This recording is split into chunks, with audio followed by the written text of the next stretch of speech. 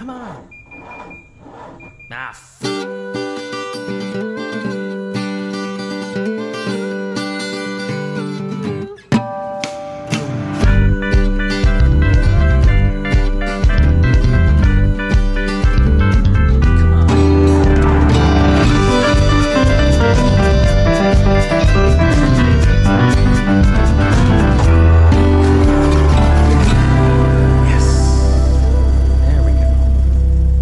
Hey, what's up, everyone? Welcome to the only podcast produced by three two-time winners of IMSA's Spirit of the Race Award.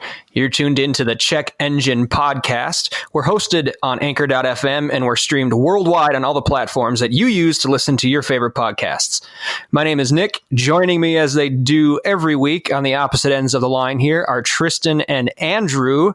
Guys, what's new? What's happening? How you been? Well, according to whoever you believe, we've either just been freed or nothing has changed here in the state of Wisconsin. I mean, what I think is so interesting is just since orders have started, those stay-at-home orders have started to get lifted, people have decided that not only is nothing happening now, but nothing ever happened. And there was no danger, and everyone was safe the whole time. None of that is true, of course. But, right. I think it is important to keep in mind that just because the stay-at-home orders are being relaxed does not mean the virus is gone. Definitely not. This is going to be, if I may say so myself, a gnarly second wave. Yeah, I've got the surfboard ready. Yes, absolutely. That's not funny. This Tristan, your analogy was funny. Sorry. I shouldn't be laughing at the seriousness of the issue. Yeah, that was the point, trying to make light of something that is, in all actuality, literally deadly serious. Oh, yeah. But that's not what we're here to talk about. This is a car podcast. And Andrew, what are we presenting to the good folks today? Well, one thing that I need to start doing is writing down who came up with this idea. But this is Nick. This is one of yours, right? I think so. Yeah. So, anyways, it's Nick's, and yeah, we'll give it to him. So, oh yeah, no, it's right here. It's right here in the group chat. Maybe some sort of car Olympics, which is a great idea. However, there have been, well, actually, I don't know if there have been many attempts. Top Gear did a car Olympics one time, and that's the only one I know of. More to the point, if we're going to do a car Olympics, which is a great idea, pick a country, pick the cars to represent that country. But before you ever do that, you have to decide, much like the Olympic Committee does, you have to very corruptly decide what events will take place at said Olympics. And there has to be it's more about where they're going to take place is the corrupt part. It's both though, because there's always one event. If you notice, there's always one event that clearly does not belong, and it's always equestrian. But also this year, the next Olympics, they're adding sport climbing, which isn't a sport, but it's fine.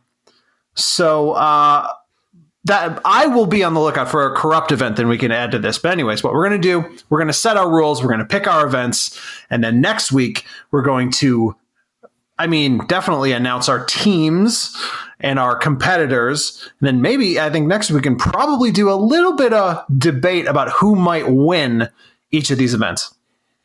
Yeah, so this is going to be a rare Check Engine Podcast 2-part episode. Exactly. A twofer. Correct. So yeah, we've got to actually decide and debate how we're going to stage an Olympics, like what events would we hold and those types of things. But first, pace laps. Before we get into our main topic, does anybody have anything? I've got one I definitely think we should hit. The other one is kind of meh. We'll see. So I don't know if anybody else has anything. I have a quick one, a very early we were right, almost immediately after our episode on special editions. There's a press release from Hyundai saying that they are releasing the Equus limousine, which is basically the executive Genesis that Nick had asked for. Indeed. That is correct. So I will have it known that no one from Hyundai Kia contacted me for this. So I will be preparing a C&D. I love it. I love the energy. Yes. But yeah, that's a great point. We were right. So how about, well, I mean, maybe this is the thing that you were going to talk about, Nick, but I saw last week, at the end of the week, maybe it was Friday, and I don't know who the hell started this. Someone at Ferrari confirmed to someone on the internet that they are evaluating a possible IndyCar entry in 2022. No, they're not. I don't believe this for a half a second. I don't believe anything about it. Not even a little bit. Yeah, it's similar. It's adjacent to what I was going to bring up. Story adjacent. Yeah, but the reasoning that was presented, I read those articles too, was that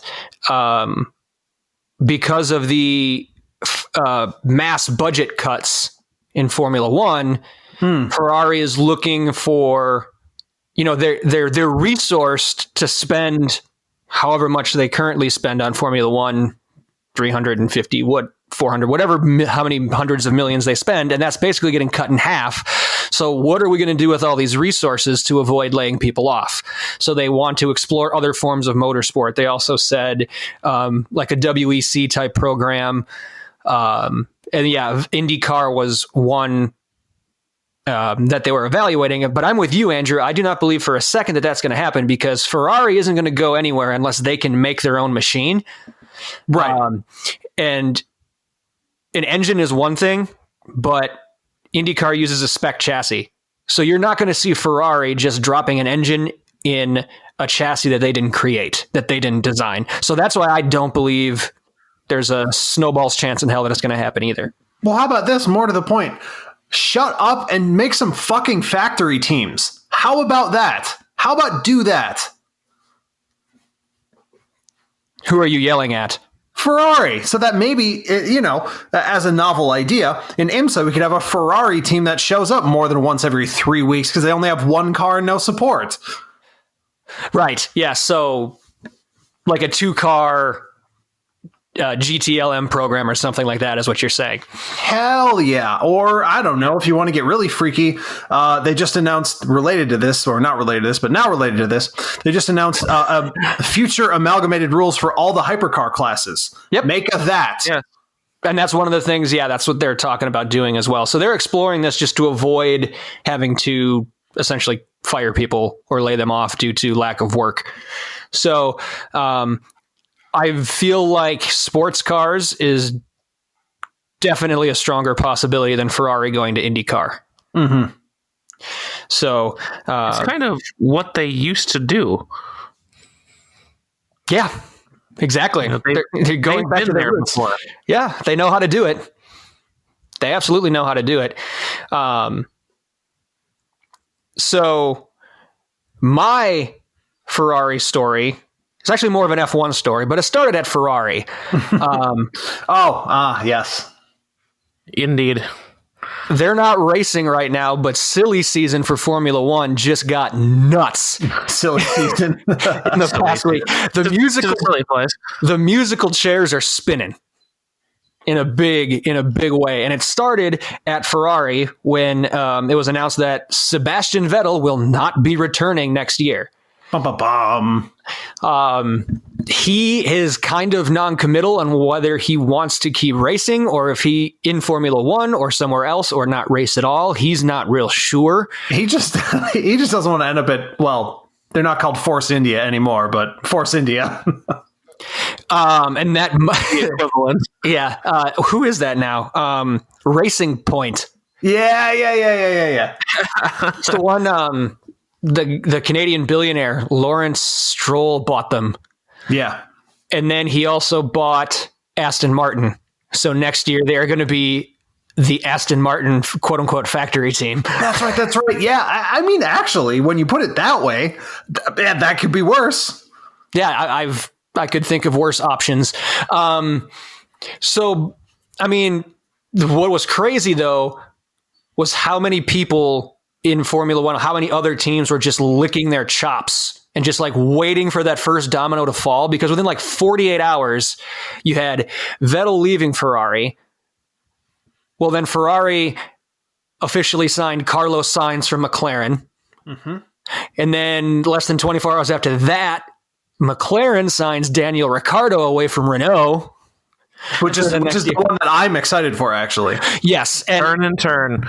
I think the ironic part of that was when Ricciardo first left Red Bull, his two top options were Renault or McLaren, and he went with Renault because he didn't think McLaren, their upward trajectory would be quick enough, like to get closer to the front of the field. He thought he'd be better off with Renault, and then McLaren just smoked him last year. Well, you know. So, but that leaves that seat open at Renault right now that last I checked hasn't been filled yet. Will Vettel go there? I don't think he's want to take that step back.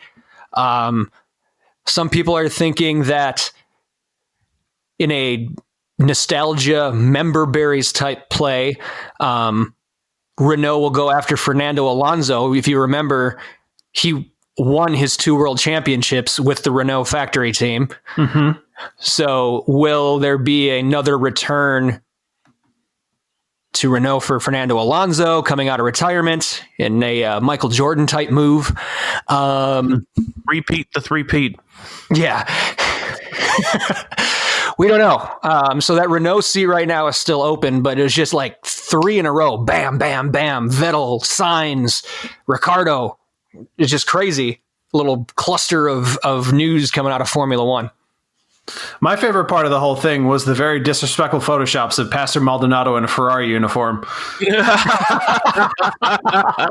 Very disrespectful. I mean, like I said, I've never been big into Formula One, but I was a regular checker of didmaldonadoCrashToday.com. That site must have been pretty boring. Yes. Yes. It Yes. was boring, and it was always yes. Oh my God, I just typed his name. I was trying to find one real quick. I couldn't find one. But when you type Pastor Maldonado into Google, the second people also ask question is, why does Maldonado crash? Don't ask Google, ask Pastor. So disrespectful. It's awful. Well, you'd think if he knew, he wouldn't. Maybe Google knows better than he does. That's a good point. Yeah. You never know. Anybody have anything else? Or I want to check the time here. I've got one other thing, but I don't know how long it's going to take. Whoa, wait, no, I have one more thing. Okay. Because I hadn't read any of Hyundai's press bump about the double clutch N. But what I do want to point out, so I just learned about this last week. I want to point out grin shift. I'm sorry? Yes. Indeed. I just want to talk about grin shift. So I don't know. Okay. I it's really hard for me to explain this personally, but, so clearly, Hyundai is making this car for me specifically and no one but me. So nobody else buy one. But what's happening here is they're now. I think you can just relax on that. Fine, whatever. It's certainly me. They're making it for me. It's fine. And now they're adding features that I didn't know that I wanted, and they're naming them things I didn't know that I want them to be named. So when the DCT-N hits the market, it will have an overboost performance mode called Grin Shift, and it has its own button on the steering wheel that just says GRN on it. And I couldn't be happier. Yes, indeed. Oh my God. Wait, sorry. I just went one back. And I just remembered another thing. Anyways, I really want Grin Shift. I don't know how that's not been a thing already. I love the concept of overboost. I just hope it comes with its own custom sound. Like when you push the button. Yeah, maybe like an electric whine. Maybe like just giving me a little more turbo noise in the cabin, even if it's fake. I'll even take fake turbo noise. And there's a couple of these other features that I find deeply interesting too. Basically, it's going to give you the DCT equivalent of slam shifting. Yes, Really? Called N power shift, where basically if you're 90% throttle or greater, when you really get into it, it'll quote help mitigate torque loss during upshift, giving drivers a responsive feeling of dynamic acceleration. So basically, it just slam shifts the DCT. It doesn't let off between gears more than it absolutely has to not break. I'm a reckless, and it is mostly sexual. Yeah, track sense shift, basically by analyzing road and driving conditions. So basically, when you put the N on a twisty road and your heart rate goes up and you start driving like an idiot. No, wait, driving like someone who really knows what they're doing. Grin shift. It'll determine when dynamic driving is appropriate and adjusts your DCT map to be like sport mode automatically. Yeah, baby. Wow. Last one. That last one, because that seems to involve a little bit of, machine learning, AI, whatever. If that one works as expected, that'll be great. I have some doubts, but the first two, grin shift and power shift, I very much yes, please. Yeah, I don't understand. It seems unfair that they can just continue making a car for me specifically, and then making it more suited to me specifically. WWAD, what would Andrew do? It's on there. Right. It's on their whiteboard in the conference room. Grin shift. It's WWAW. What would Andrew want? There better be some merch to go with this. I better be able to get a Hyundai N t-shirt with the shape of the steering wheel, but the only thing that has anything on it is just the grin shift button that has, it's in like maybe the N blue. Why am I giving all the shit away for free? Hyundai, if you need t-shirt ideas, come to us. What the heck? We've just been talking this week about how we can earn more money on this. So stop giving this shit away. Keep it closer to the vest, man. Closer to the vest. No, it just amazes me that Hyundai just keeps coming out with things that everyone, like, they're the ones who are listening to what the people want more than any other car company. I guess the best way to sum it up. Like, or at least what we want, like Andrew said. Yeah. Like, at least what gearheads want. We'll put it that way. Us and our listeners.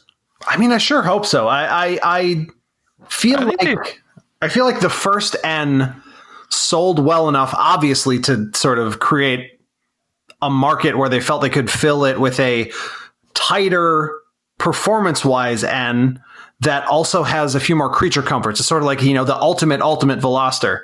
Because not only does it have all this mechanical shit and grin shift, but it also has, heated and cooled seats and this kind of stuff that was missing from the original N. So hopefully their sales numbers are projecting to continue in an upward kind of way, because obviously the last N reviewed really, really well.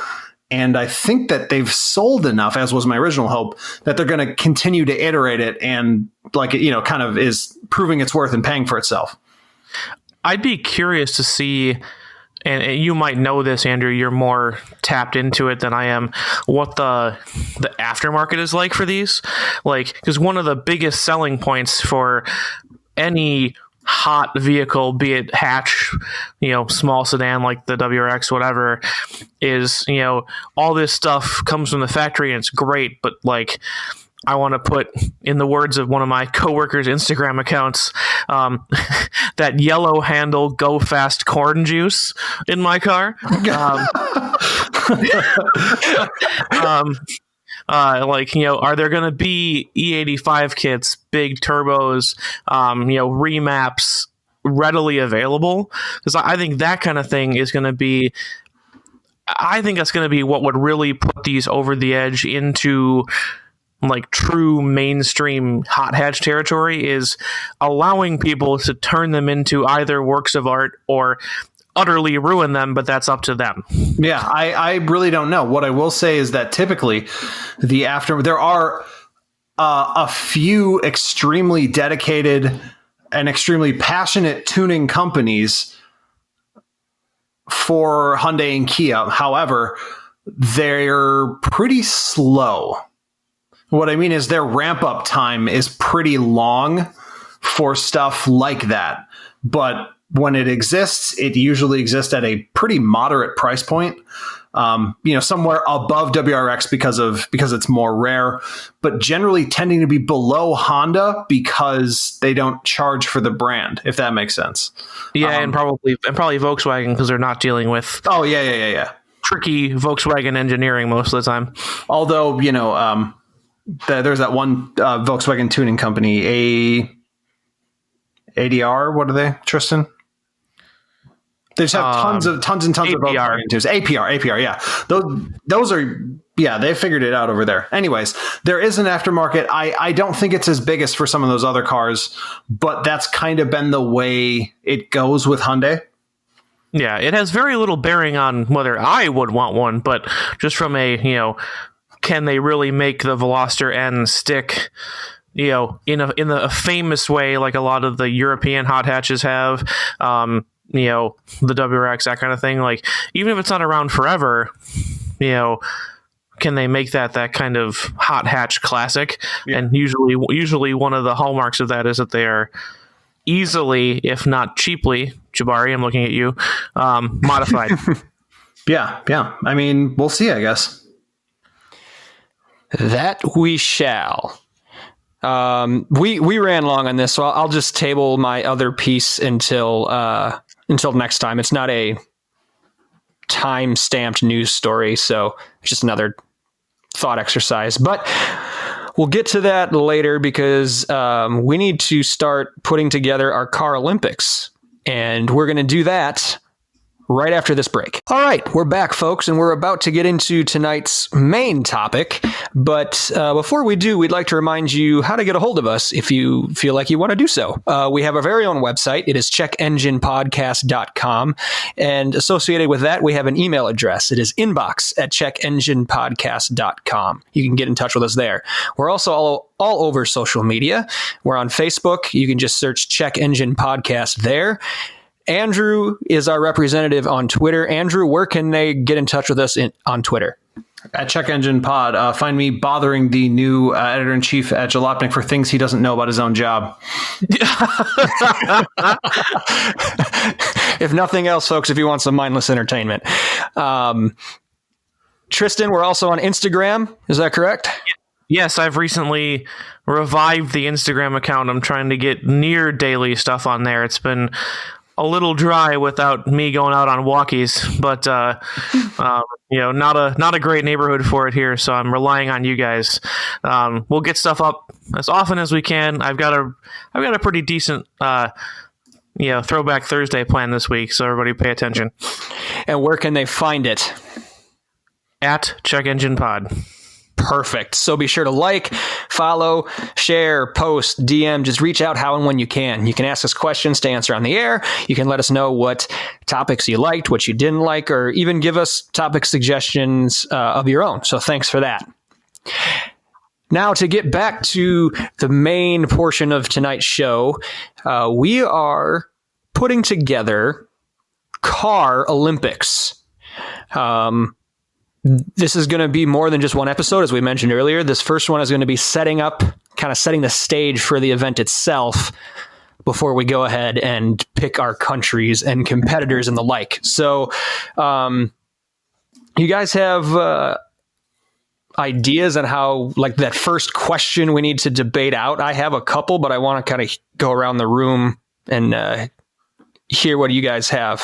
I think the first question is number of events, because I think that there's an argument to be made that really, if you look at sort of a car Olympics in an overall sense, there should be a certain number of events, but we don't need too many. You know what I mean? There's no need to do, for example,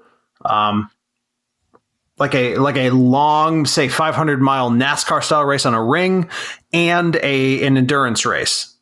I think you can pick one or the other and then kind of fudge a shorter version of the other kind, for example. Right, and the other question is how close, because I have options for both, how close do we want to cleave to making this a car version of the actual Olympics, or just Olympics for cars that's going to include whole separate events that don't make any sense in context of the Olympics?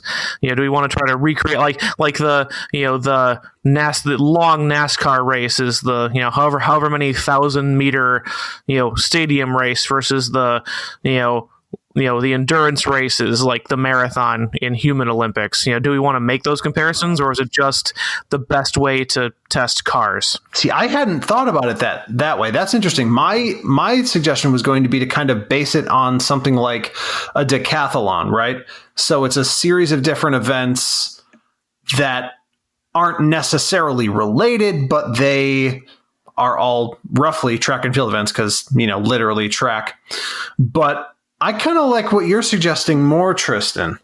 Because I have some real, I think, interesting but kind of oddball ones for trying to match cars to the human Olympics. But I feel I've got some good car options as well. Just depends on how you guys want to do it. What do you think, Nick? I don't know. My vote on that would be keep it more to cars instead of trying to force ourselves into like an analogy of the real Olympics. I almost want to take it a step higher up the number of events. If the actual Olympics have, you just mentioned like categories like track and field, and then they have swimming or aquatics, and then they have whatever else, and then there's car aquatics. Well, no, but the example, U-boat commander. You guys done? Yes. Finish now. No. I'm done. I'm laughing still. Go on. I'll just mute myself. So the Olympics set it up where there's like higher umbrella categories or segments with events underneath. So do we want to do that first before we start doing the number of events? Like for car categories, would we want to do a certain number of events under like drag, and then under circuit, and then under off-road or something like that? I mean, I feel like that's just setting up outside additional categories that could be defined by the events themselves, if that makes sense. Because in the way, well, I mean, yes, while there are different brands or kinds of events at the Olympics, they're all just technically part of the Olympics. You know what I mean? And I'm picturing the little icons that NBC has. Yes. There isn't like there's specific icons for each swimming event, but there's not like a swimming one, I don't think. Yeah, it's like they have the guy throwing the javelin. They don't have a track and field icon. That's kind of what I'm thinking. I think you'll know what they fit into, and afterwards, after the fact, you'll be able to lump them all in by category. But I wouldn't necessarily say we need to restrict ourselves to a certain number of each one. There's way more track and field events than like sailing. Horse events. Well, I mean, you know what? Maybe let's just pick some events and kind of see where it leads us. I mean, sure. I think the first one, the obvious answer, quarter mile drag. Yep, I was going to put that in as well. That's your 100 meters, right? Yeah. Yep. Again, I think there will be some that lend themselves to comparing to humans. I don't think we have to stretch ourselves to do that. I'm not afraid of mentioning the comparisons if that comes across, but I'm not going to go out of my way. But yes, that's, who's very quick over short distances. It matters in cars and it matters in the human Olympics. Mm-hmm. But almost immediately with that one, it's an interesting case because you hit the issue of what is allowed. Because I think you run into the East German team. Well, that's kind of my issue. I think that in this case, the Dodge Demon. Well, I think not even that. I was going straight to the race car versus street car comparison. And funny cars are very not interesting, in my opinion. I think they're really boring and kind of there's just no need for it. But they're also super fast and will win this event. Yeah, that's definitely true. So, but if this is just going to be a collection of races, then we don't need it because there's already leagues for that. right. If you're going country by country, I think you have to deal with things like road cars. That's what I was going to say too. Like, this has to be street going cars and not race cars. Yeah, I think you're probably right. And yes, absolutely, the Dodge Demon. But I mean, if whoever picks America, are they really going to pick the Dodge Demon over the Tesla S triple plaid Black Edition? No. Right, exactly. Well, that brings to mind, that would bring up the question of, is there different lengths of drag? So you talk about like human Olympics and racing, there's the 100 meter, but there's also the 200 and the 400. Do we have like a quarter mile, a half mile drag? Because now when you're getting into the mile, someone may not be as good off the line, but the top end might be better. I'm into a mile. Definitely. I think the quarter and a full mile. I mean, I don't know if anyone like does a full mile in whatever that league is, but I think it's interesting with road cars. When you see that, it's always a nice comparison, a long one and a short one. Tristan, you agree? Yeah, I'm down for that. So we want to skip the half mile though and go right to just go quarter to a mile? Yeah, I think for sake of sanity, or otherwise we're going to have 40 events. That's fair.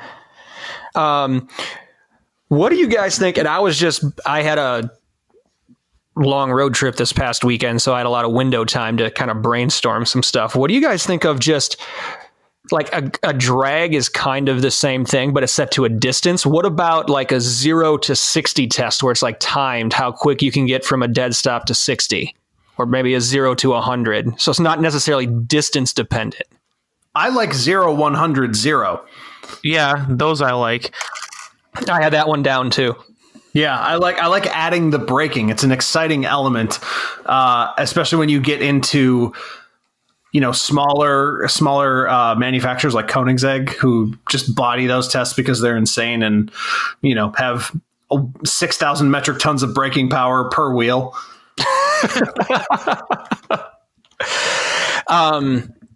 So the winner then would be the shortest distance then for that. Correct. Go from 0 to 100 back to 0 in the shortest distance. Yep. It's almost like an opposite triple jump. Yes. Yeah. Exactly. The inverse triple jump. I'm trying to think of something to maybe include for trucks. What about like not like a tractor pull, but some sort of towing where it's like a... Absolutely. I actually was thinking tractor pull. Yeah. But like that kind of trailer where like the weight moves forward on the tongue or like... Yeah. And just... I guess it's technically there's like called like a sled. Yeah. Sled or something. Yeah. I actually have friends of relatives that actually do that. And it's always just, quote, truck pulls. So truck pulls. Yeah. So I'm just putting down sled/tractor/truck pull. We get the idea. It covers all the gamut. Okay, cool. I'm glad other people were on the same page as me there and I wasn't completely out in left field. I had something on my mind from the finesse standpoint. Something like drift or Gymkhana, where not quite autocross, which I think is another kind of finesse racing, but because it doesn't necessarily have to be a race, it can be like kind of like high jump in Human Olympics has this, increasing difficulty. It's like, okay, they start with the barrels 5 feet from each bumper, and they narrow the barrels, and you have to like parallel park between them, from a power slide, like that kind of thing. Like I couldn't find out, the exact right thing. I bounced around a couple things. When I was trying to decide whether it was equated to human Olympics or not, I was like, that would almost make an excellent fencing event where you've got like little, probes on the front of the car, and you have to and you have to like try to catch the other car and tag them, but not just crash into them. Then they had to try to get away and like turn it around, and that was the kind of thing I thought for equating it to humans. But when it's just car capabilities and driver skill, you could do something like parking in narrower and narrower spots, distance from barrels, cones, etc. over the course of a drift course, your total distance away from the cones as you go past them, that kind of thing. Yeah, so there's just like on a drift course, there could just be gates set up, and then for each round, the gates get narrower and narrower, and you have to go in between the two edges. I actually think that's a really cool idea. I don't know why they don't actually do that. Yeah, I just like I was trying to think of something with increasing technical difficulty. That's a really good idea. It partially come down to the drivers, so that I wasn't sure if it was a great idea, because that's going to come down to driver skill versus just pure car capability. But especially if we're going with non-modified cars, there might be something to be said, because obviously you can Ken Block can make quote unquote anything do that when it's really just a frame and an engine and not really the same car, right? But how you do it in a street car, that matters. But I think that's two events, and so obviously like drifting would be another great event, but then what kind of fancy name can we come up with this? Man, I don't even know. Like boa constrictor drifting or something. I don't know. Right now, I have it noted as the most unbrandable thing ever. I just wrote down drift with decreasing gate width. Yes, that instant classic. But boa constrictor drift. So since we can do fantasy events, here's Python drift. Oh, yeah, that's it. There it is. Yeah, that's it. Here's an event that I've wanted to see, Tristan, since was it Grid 2, Grid 3? It's fundamentally a sprint race. We definitely have the technology to actually do this for real, by the way, and I'm annoyed. Anyways, the concept of the race, as you may remember from the game, Tristan, you start off on a track.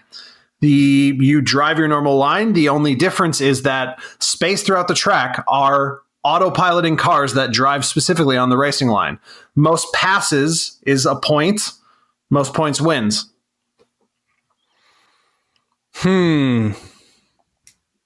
Okay. Yeah, because like I think you're right. We definitely have the technology, because like they put the automatic driver in the Formula E car, and like it didn't do quite as well as a human. The human could still do better.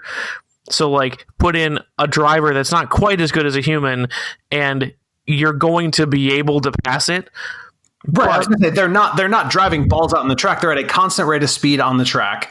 They drive exactly the racing line around the track, so there's no question about where they're going to go. Basically, they drive like you're not there. Yes, exactly. And you have to work around it. It's basically a moving slalom. It's a good name for it. Moving slalom.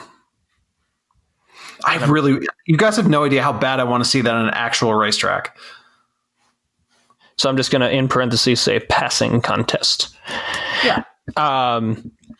So I want to go back to, that's a really good one, Andrew. I want to go back to the drift thing. And I want to see what you guys think of this. So in the X Games, they have an event for freestyle motocross called Speed and Style. So it's a one-on-one, like a knockout style bracket competition where they do, I think it's like 2 or 3 laps around a motocross track, but the jumps are set up as such where like they're big enough for them to do tricks as well. So, oh God. So they're racing each other, also doing backflips. So there's a time element to it. You want to finish first, but you'll get like they have an algorithm set up where it's also judged, and whoever has the best freestyle score that can either add or decrease to your overall time.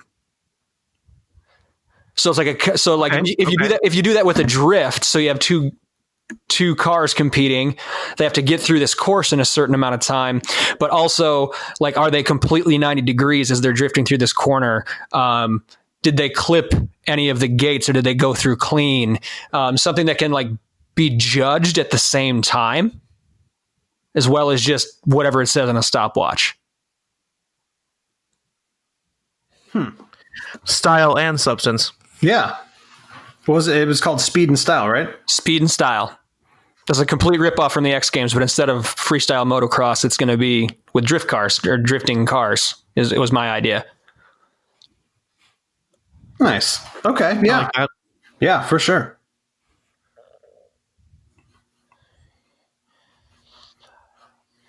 I had the most preposterous one that I think would be hilarious to watch, especially because we're basically sticking to streetcars. I don't even know if it would be practical, but it would basically be a combination of the idea, but not all the obstacles of like a tough truck contest, and a long jump. So basically, your goal is to go as far as you can, and if you break the car, you're disqualified. So you're just looking to kill occupants. No, you can put a brick on the gas pedal. Oh my God. You don't have to. It's about the cars, not the humans, Andrew. All right, man.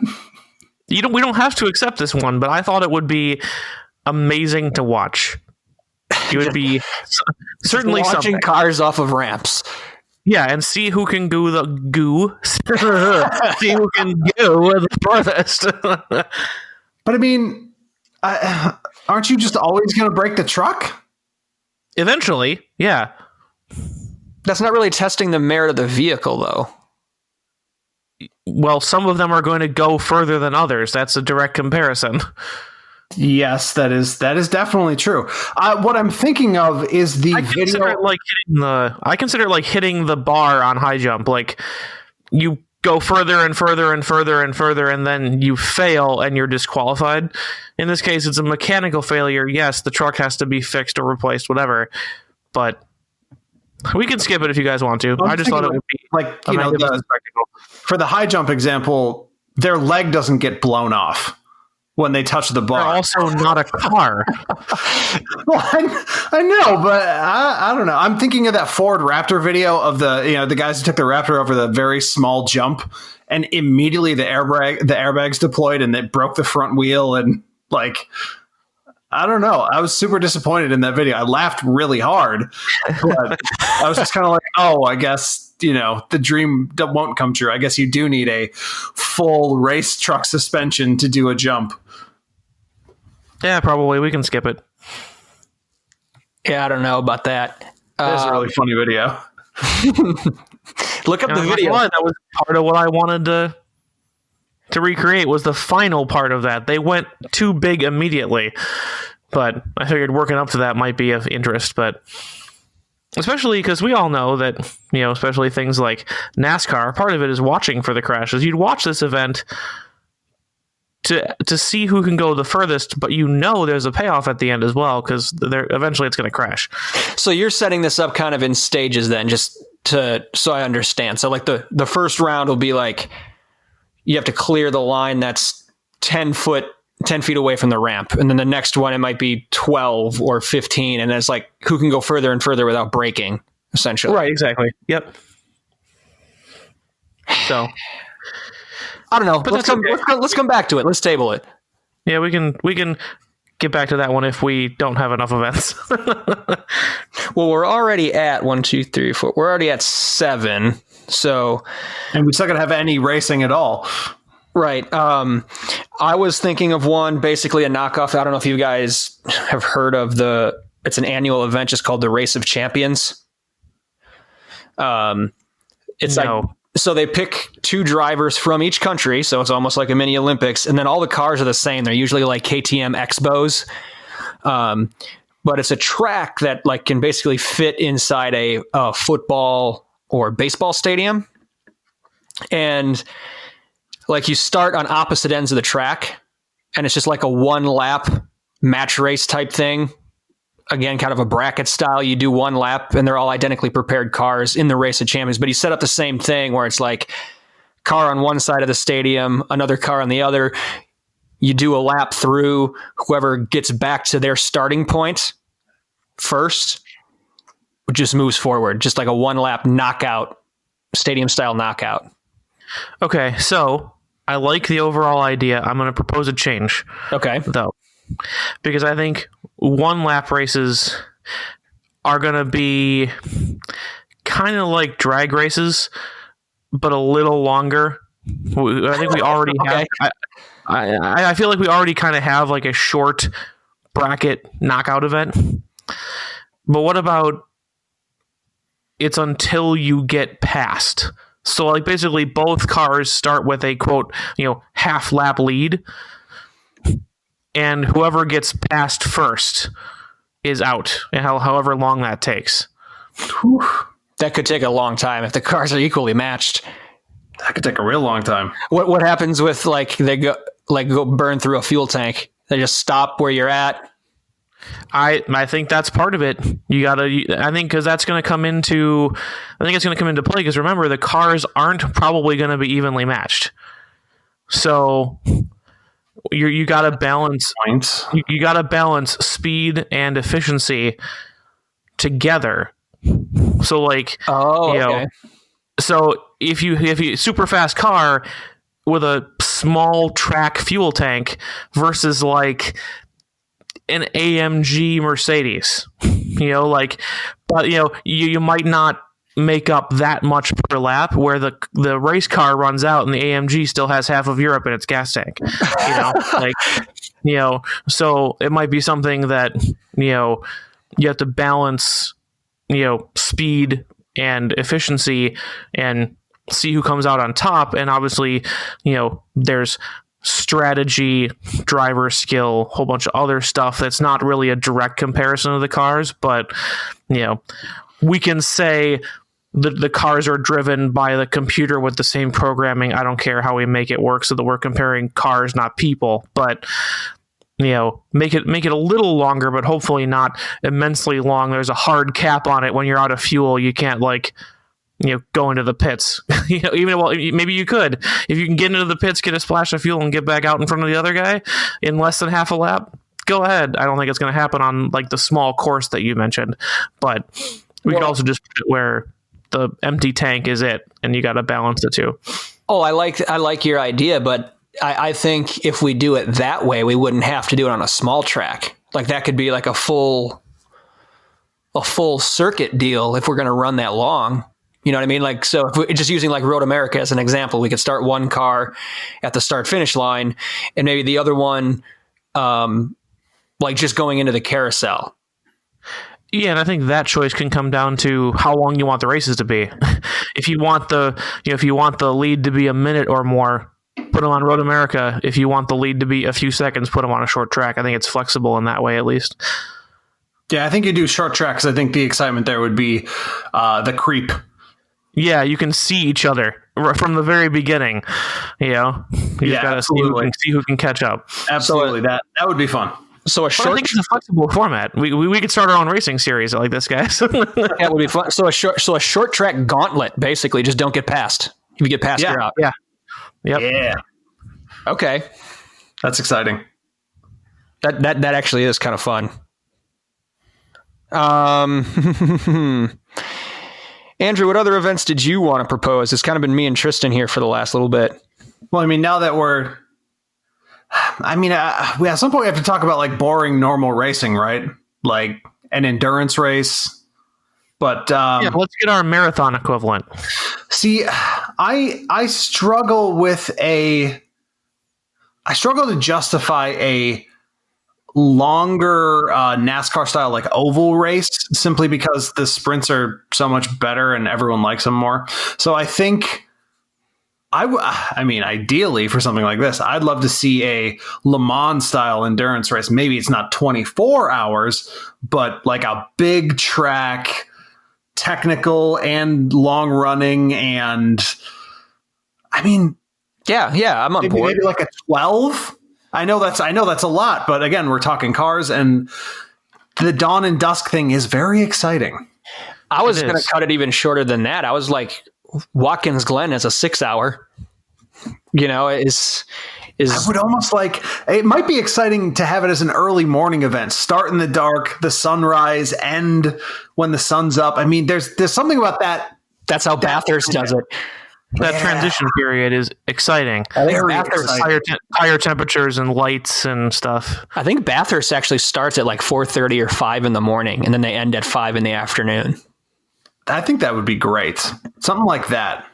Maybe you're right. Maybe 6 hours is the right amount of time. Or Road Atlanta, the Petit Le Mans is a 10 hour. So that's kind of right in the middle. So yeah, that'd be good.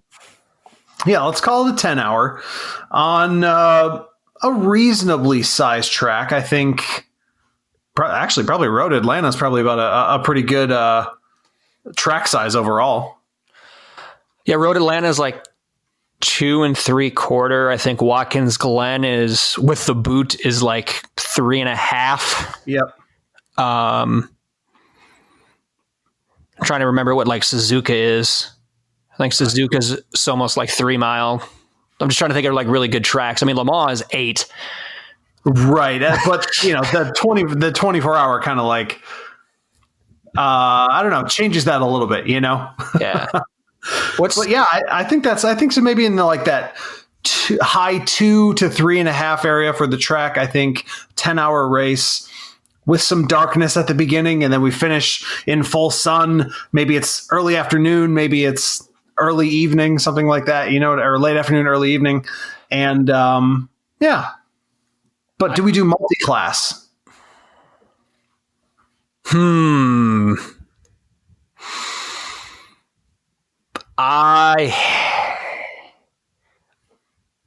an Olympic style event, I feel like you'd want to eliminate variables in this type of situation. Like you know what I mean? Like I wouldn't want a slower class ruining my shot at a medal. Well, if something were to happen. I definitely see that, but also I would actually push against what Tristan was saying about testing the cars, not the people. While there's definitely a place for that, it's kind of like saying, it's kind of like the reason why we don't program robots to do fencing. It's technically a test of the sword, but more the people as well. Well, the Olympics are tests of people, and they're using equipment, sure, and the equipment is all standardized, but you're testing the people. I feel like if you're testing the cars, the people should be standardized for the most part.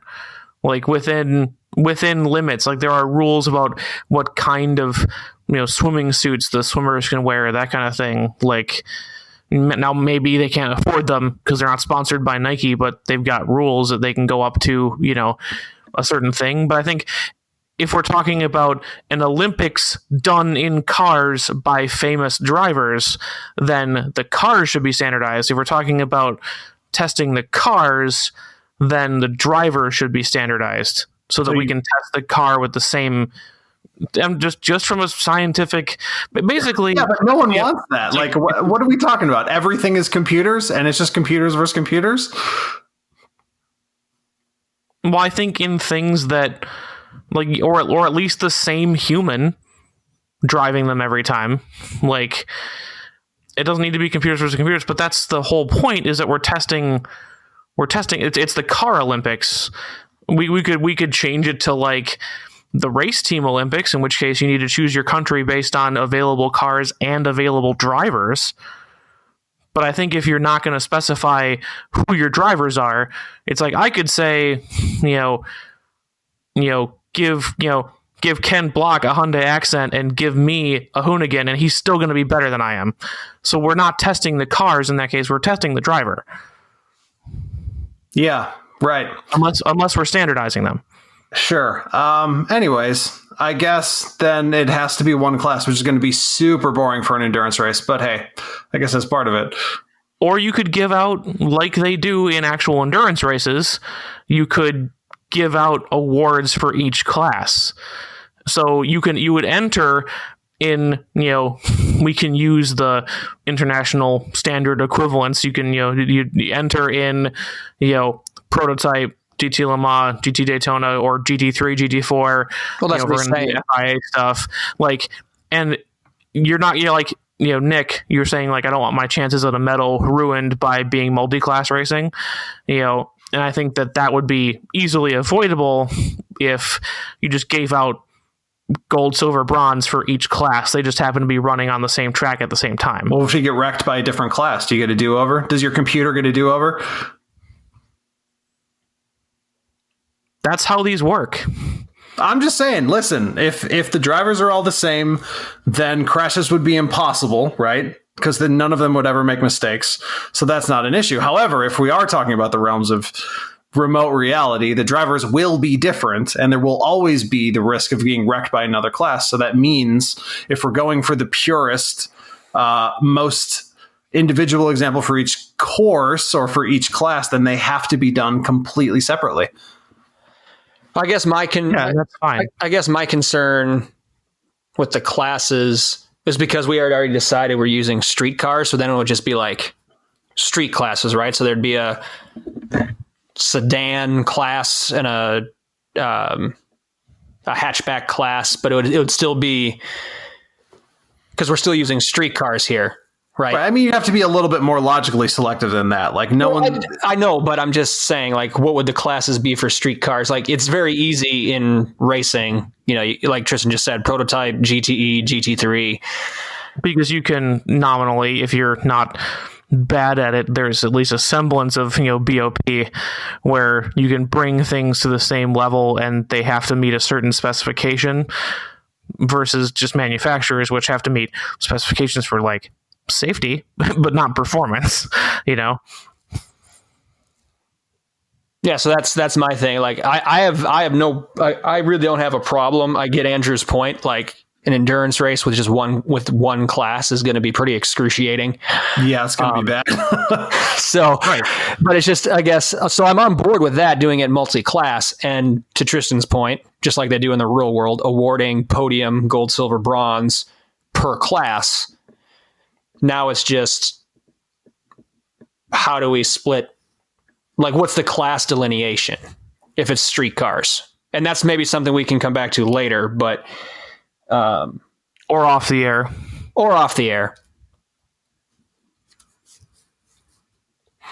We can always hash that out. If we want the event, we can always figure out exactly what our details are before next week. So, okay, we're all on board. We do want an endurance event. I mean, I think you have to have some semblance of it, but I mean, if as Tristan pointed out, the most important thing is the purity of the car, then we're back to a NASCAR style where they are all the same car, doing the same thing at the same time. But see, that's backwards though. That's the drivers. Where if all the cars are the same, we're testing the drivers. It's basically all these are competitive science experiments. If you want to test the variable of the driver, you make the cars the same. That's a you want to control that variable. If you're testing the cars, that's the uncontrolled variable, the dependent variable. You got to control the drivers. So man, how do you make this sound boring and unfun? Come on. That's fun to me, though. That's the problem. It's not fun. It's objectively not fun.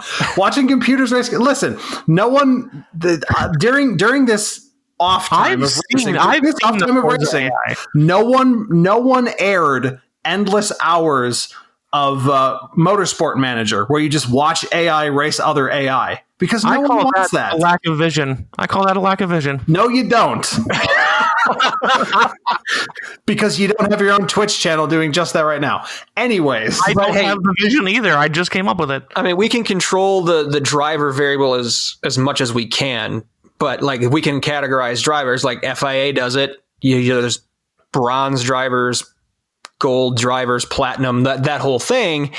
So you can, or whatever. And then you can have like amateur or like, and like we can group drivers together by similar skill sets and experience to try to eliminate that variable. But like, we're not going to have Tristan or me racing Fernando Alonso. That was never on the table, obviously. Right. So, right, with the assumption that the humans are not all the same like a computer, but they are all the same basic skill level. That's all I was going for. What I was, I know that there are drivers who are good at some things and not good at others, and you got to make sure that those are balanced. I skipped to, some kind of computerized thing because we had talked about it for the passing cars, and it was an easy way to not have to explain, let's balance all this stuff. But we went there anyway. So it doesn't have to be computers. We just have to make sure the drivers aren't even all that measurably different, or it's not a great test of the cars. So cool. I think we can get there. Yeah. Well, if we're doing a 10-hour endurance, I feel like we would need to do the exact opposite of that on a larger circuit as well, like a 1-lap time trial. Time attack, bro. I think you got to have a time attack in there. Is that because not every does every country, or are there multiple countries that make some sort of open wheel? I mean, I'm thinking, Caterhams and I guess the Expo and that other weird slingshotty thing. That's where's KTM from? Austria. Okay, so we got Austria. We got Austria and Great Britain. Great Britain. Who makes the slingshot? Polaris? Yeah, America. I mean, that is the one thing, if we limit ourselves to not using race car, no open wheel is a little bit of a bummer, I guess. I mean, not that I watch any of it, but it's supposed to be really exciting.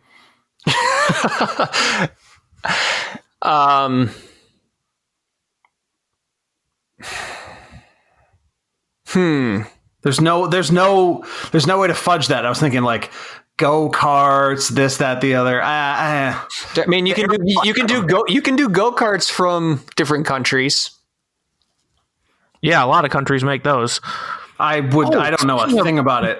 Speaking of go-karts, I saw the craziest type of racing, and I think that we should at least consider this as kind of like as one of our off-road types. Just talking about go-karts, I didn't want to forget about it because it was sent in by a friend of mine, Kart Cross, which is really basically rally with go-karts that have like a whole bunch of rally upgrades to them. Like giant long travel Olin suspensions, and they're powered by 600cc motorcycle engines.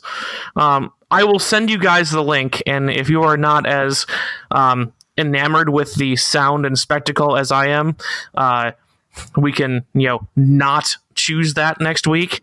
But I at least want that as my, because it's open wheel, but it's off road, and it's kind of like go-karts, but it's got a motorcycle engine in it. So it's kind of in the middle of all sorts of things, but I very much would like to see this included in our Olympics.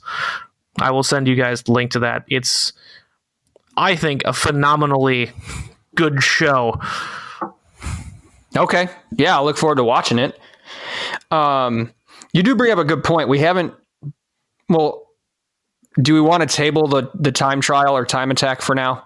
Well, I actually do think I was looking at kart manufacturers, and I think maybe, I don't know if I don't know, the general feeling about this. So what did I see here?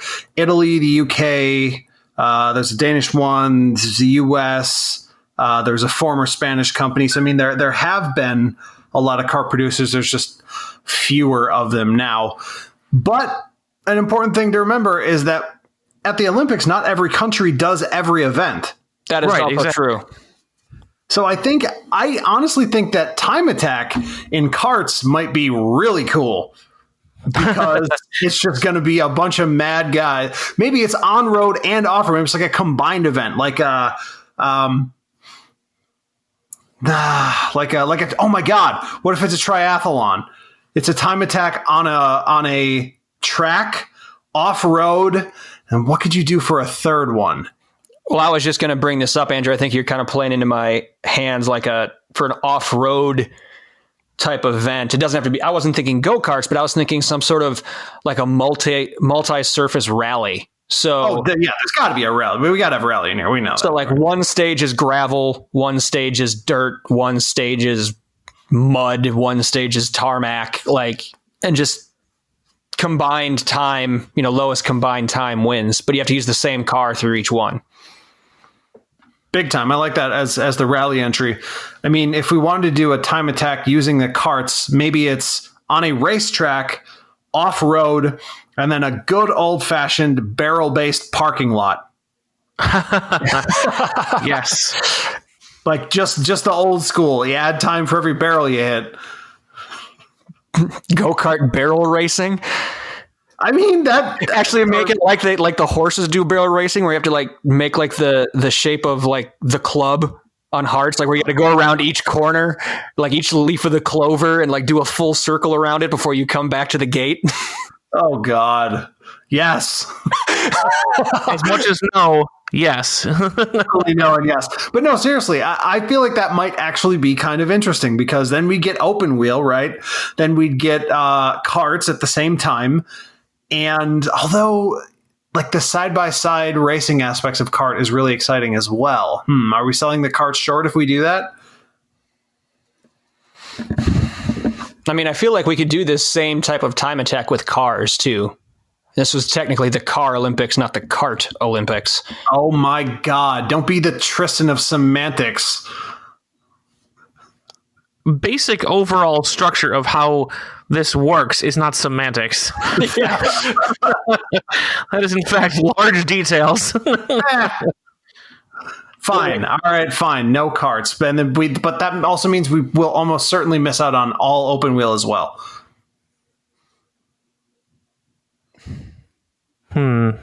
Yeah, suck it now.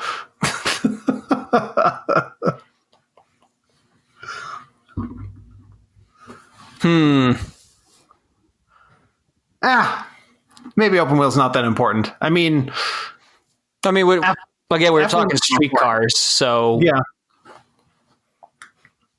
All right. Then in that case, we definitely have the rally, so we got to keep that. That's really important.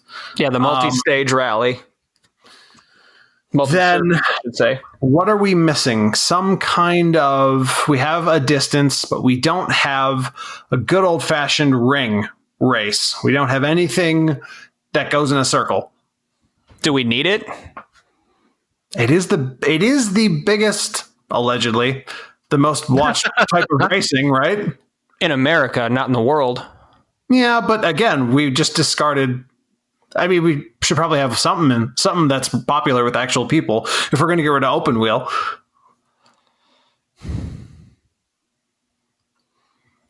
I mean, we could almost combine them. Could that gauntlet, the short track gauntlet, just be on a short oval? Oh yeah, probably should be, right?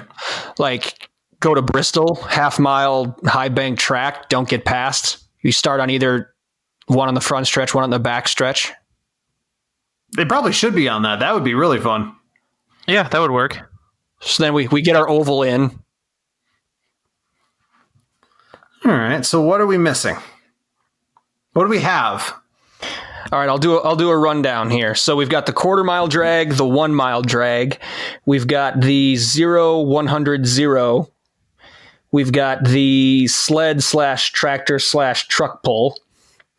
We've got the Python drift with the decreasing gates. That's so cool. We've got the moving slalom, which is the passing contest. However many passes in a certain amount of time. Probably number of laps. Probably like 2-3 laps, whatever the track length is. Yeah, we can do it by either way. We can do it. I'm down. I'm okay with that too, by laps. We've got a speed and style somehow, where like drifting style combined with time to complete the course. We've got the short track gauntlet, which is we just decided is going to be on an oval. We've got the 10-hour multi-class endurance. We've got the multi-surface rally. And then I still have down here time attack, but in the form of like one circuit lap, one off-road, and then one parking lot barrel race. Mm-hmm. Do we want just a quote-unquote generic slalom course?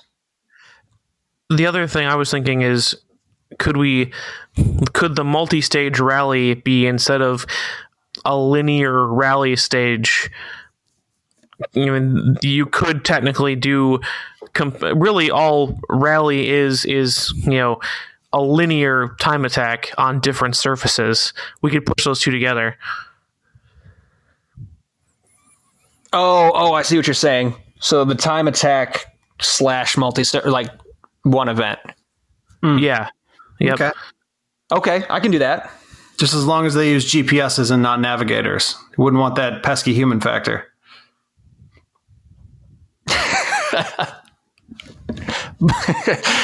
Four left, don't cut. No, you can't have that. You can only show a picture of the corner. You can only show the map directions. GPSs have voice. You could program like a Google Maps rally edition. But see that, maybe people have trouble hearing other things. I think you can only just, it's not my fault. You want the iRobot games. It's not my fault. What if they go ways? Hey, the same team, because it's staged, the same team could just run every stage.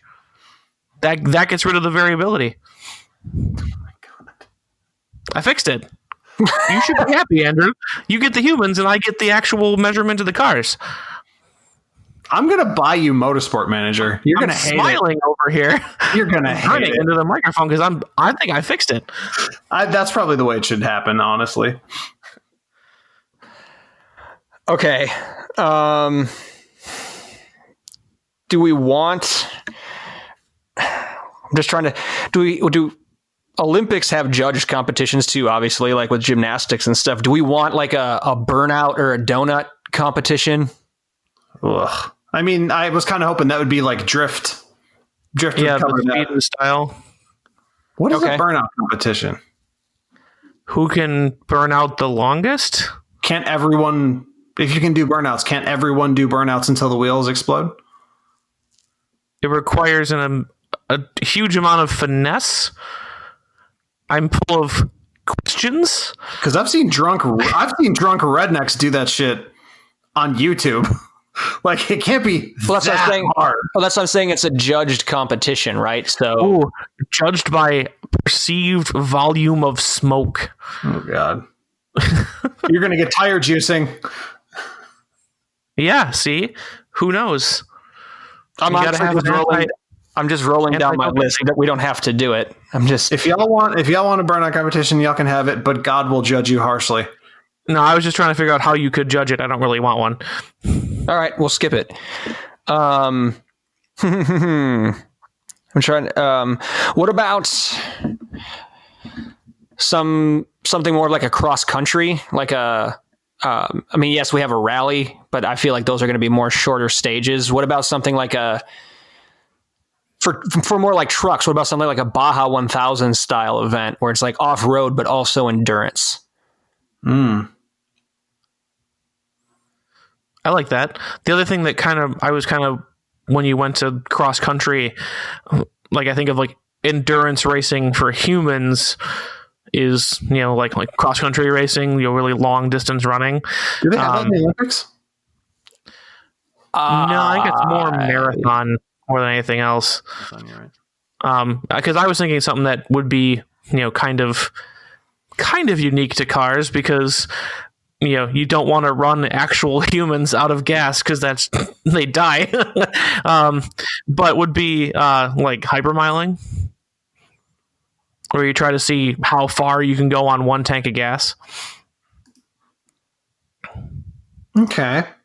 And that one the only reason I didn't bring that one up sooner was because it usually involves modifications of the cars, not to make them race cars, but like the guys who do this for a hobby, like find all the seams in their body work and cover them with tape and like, that kind of stuff to create more even airflow. So it's a hobby thing that I was kind of like, I wonder how that would translate. But if we're not modifying the cars at all, you could basically just go by, EPA numbers, which gets the best miles per gallon, look at the size of the fuel tank, and just pick a winner. So that's not super interesting if we're not modifying the cars.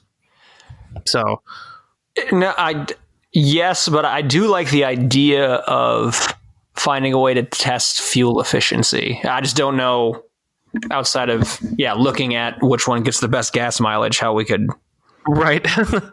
how we could even debate the outcome of that. But I do like the Baja 1000 kind of deal, though. Baja 200. What's that? Instead of Baja 200. There you go. I'll jot that down. Yeah, something. Doesn't have to be on the Baja, obviously. Well, no, but that's Moab 200. Oh, yeah. Overlanding 200. No one's camping in this. This is. They might could. Make it really long. Well, I mean, you start out at like 4 p.m. right? No, just kidding. You start out at 9 p.m. You run 3 hours. You camp, and then you run another 3 hours in the morning. Bonus points are best. With all that's the judged part. Who makes the best pudgy pie? The best roasted marshmallow, and if I don't have my chimenea, I won't win. Oh shit! I was going to mention at the beginning of the podcast. Well, whatever. It's too late.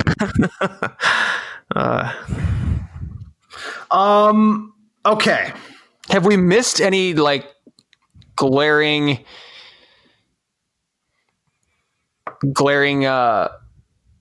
tests? I feel weird about the open wheel thing still, but there's no way to make that happen. There just isn't. Bothering me. I know, same. Yeah, it's totally impossible, because even if you make the argument that there are many countries who build, say, F1 cars, and there really aren't, it's still just a race car, and there's so little connection to anything even remotely road car. What if we say we could do it just to include them? We say like road legal track day specials. Where like you're not really actually going to like drive them to work every day, but they're technically road legal. But then does that count stuff like the BAC Mono, which I don't think has blinkers? It would have to be road legal, and Great Britain already has a couple entries. It's got Ariel and Caterham, and so I think that might open up other countries. I just on zero research and kind of making it more open, just to like track day toys, where even if they have a roof or they're not open wheel, they've got a body over the wheel. And they're more like a little prototype car. But that would require some research. I would include it if we can find enough countries that have that kind of thing. I'd be open to it. I'd be open to relaxing the rules a little bit. I'm just looking here to try to get some idea of what might be out there. And all of these articles are for peasants, track day car on a budget. No budgets. No budget. I want none budget. The thing is, in all honesty, this has not changed in 10 years. We already know these lists. It's The aerial, it's everything we mentioned. The Aerial Atom, the Expo, the Caterham 7, the BAC Mono, and the Radical. Yeah, the Radical is the one that came to mind for me. Oh yeah, how can we Aren't forget they all Radical? British? Sorry, what's that?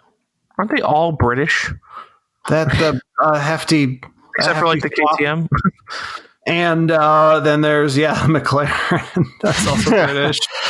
And there's a Ferrari, a Lamborghini, and God, this is just the Pickens be slim boys. The be slim boys. Yeah, there's just nothing. I guess they're not selling well because no one is making more. Yeah, I don't know. I guess that can't happen. Yeah, open wheel road cars. Unless you want to get really nuts. Uh-oh. And have a spec series race out of collaboratively selected parts. So everyone's driving the same thing. But the chassis from one country, an engine from another country, tires from a third country, everything from a different country. Create yourself a spec series for the Car Olympics.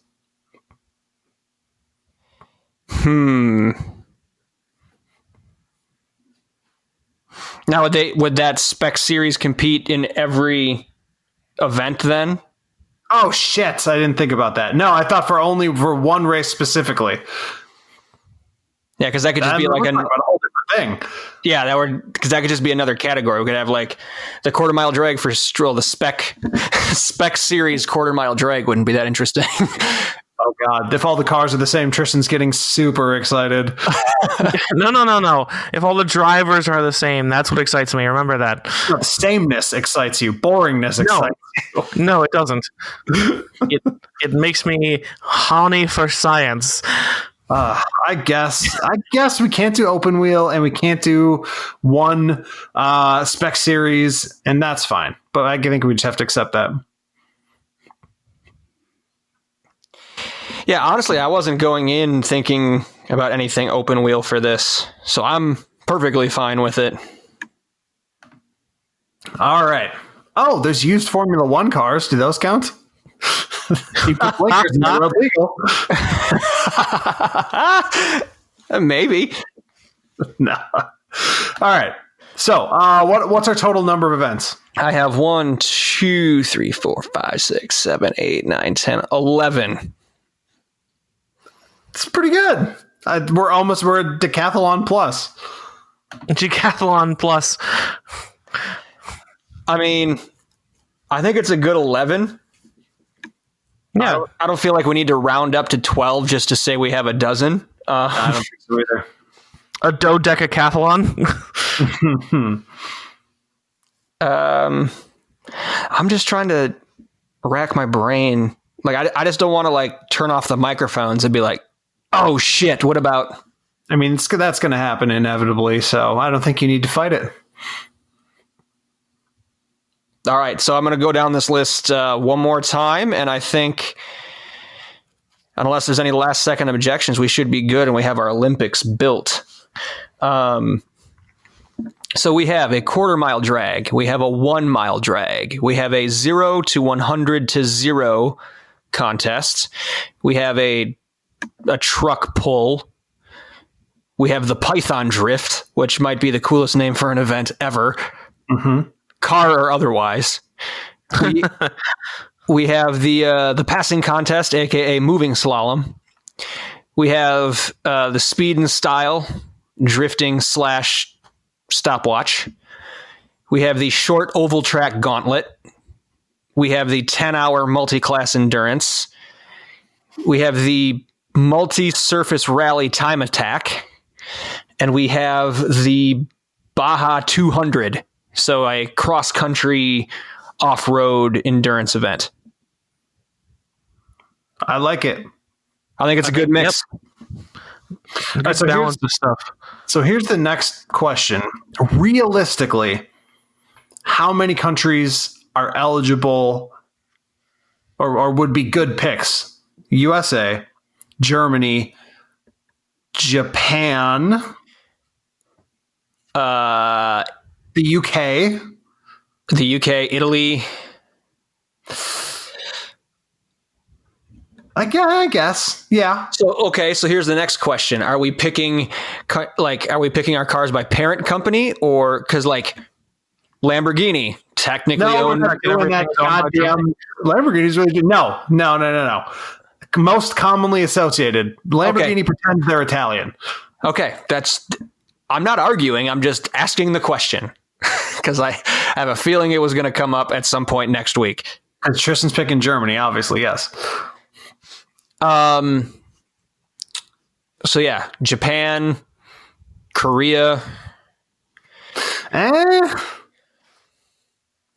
think they would compete, but I think weekly. Or they just wouldn't compete in every event. Are we each trying to get a country that can compete in every event? I mean, that would be the smart play, I think. Right, because there's only 3 of us. So is it just Germany, Japan, US? UK. Ah, shit, UK.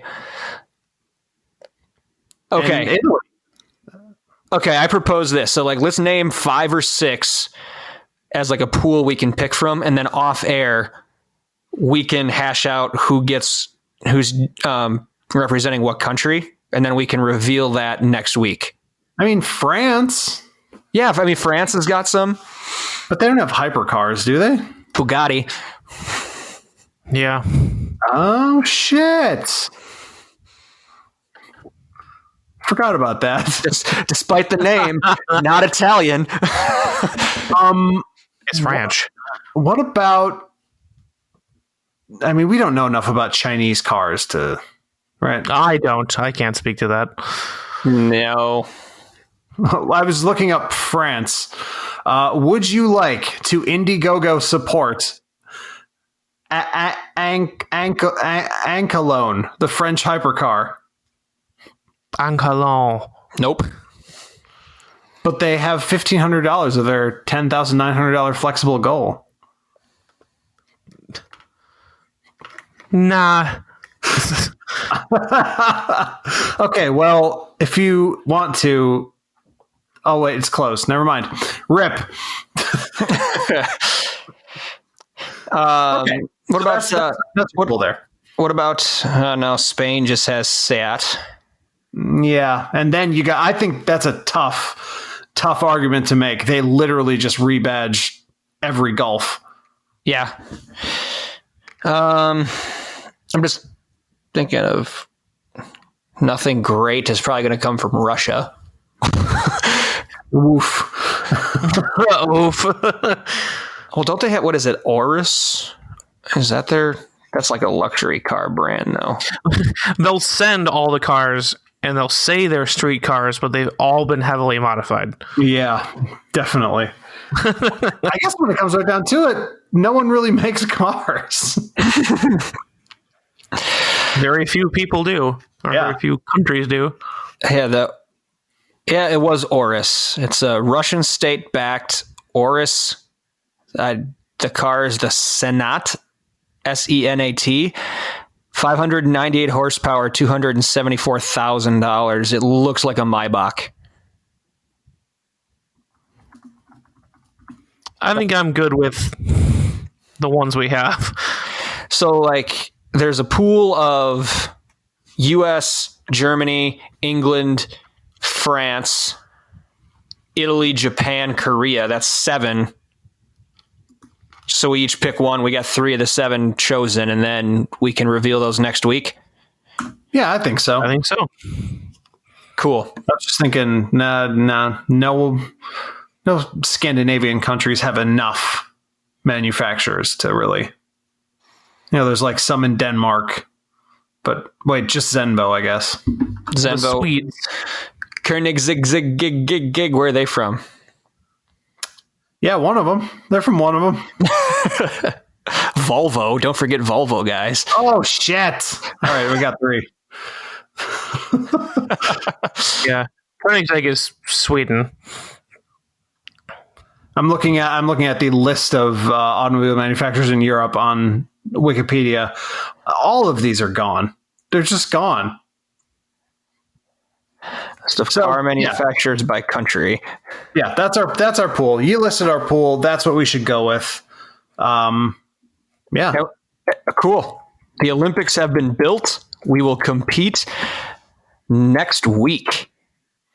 Exciting stuff. But we're running long on this episode here, so let's get everybody out of here.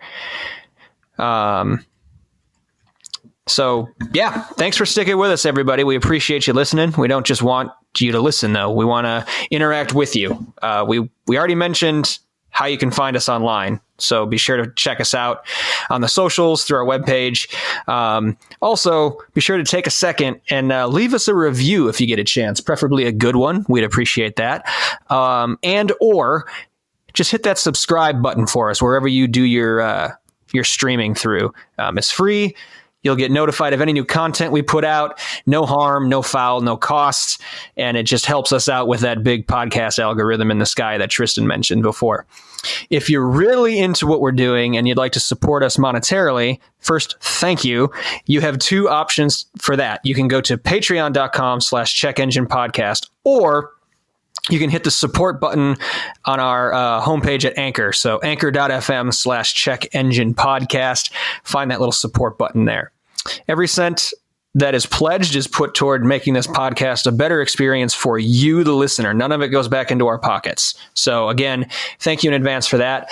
Who are we giving a shout out to? Who or what are we giving shout outs to before we take off this week?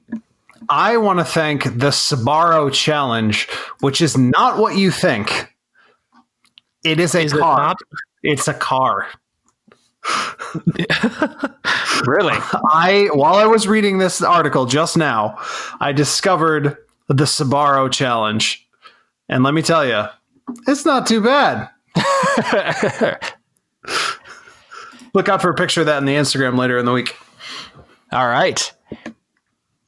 Tristan? Let's see. I would like to thank two things. Andrew alluded to this, and I alluded to this earlier. I'd like to thank marshmallows and fire for my greatest culinary achievement in my entire life. Okay, wait. No. Let me. So a couple nights ago, I get a text from Tristan that says that he just made the most perfectly roasted marshmallow he's ever made in his life. And my head was like, what the fuck is he telling? And my response was, GG, mate. And then he goes, seriously though, look at this shit. And what he sends me is this picture of what looks like a perfectly fried ravioli. You can literally see how crispy and delicious it is in the picture. And then there's one, like, he took a bite out of it, and you can see like the inside is perfectly white and delicious and chewy. And I was actually really fucking impressed. It did look like, at first glance, I saw the Facebook post, Tristan. It did look like ravioli. I was thinking the same thing. I know, right? So I texted my sister about it, and she says, you finally have a once-in-a-dynasty marshmallow. You can show it to your children and know that they will never be able to make a better marshmallow. True. You can hang it over their beds and say, you need to aspire to be as perfect as this golden boy of a marshmallow, and always be disappointed by your own children because they are not as good as that marshmallow. It's true. The perfection of this marshmallow cannot be questioned. It is unassailable. So, fire and marshmallows, thank you. My thank you is not nearly that creative, but I just need to give a shout out to my girlfriend Claire. Monday, the day we're recording this, has been an incredibly long week. It was a rough work day today. I had mentioned to you guys that my day kind of blew up in the afternoon and we had to push this recording back a little bit. And she just went and handled all the errands I was supposed to do. She brought home pizza to eat, so I didn't have to worry about cooking. While I was just plugging away at my computer, she just handled everything, and she's awesome. So can't thank her enough for that. Just made my evening a little bit better. So very much needed. And as always, thank you, listeners, for your continued support. We love hearing from you. We love recording this for you, and we cannot wait to speak to you again. But until then, take care.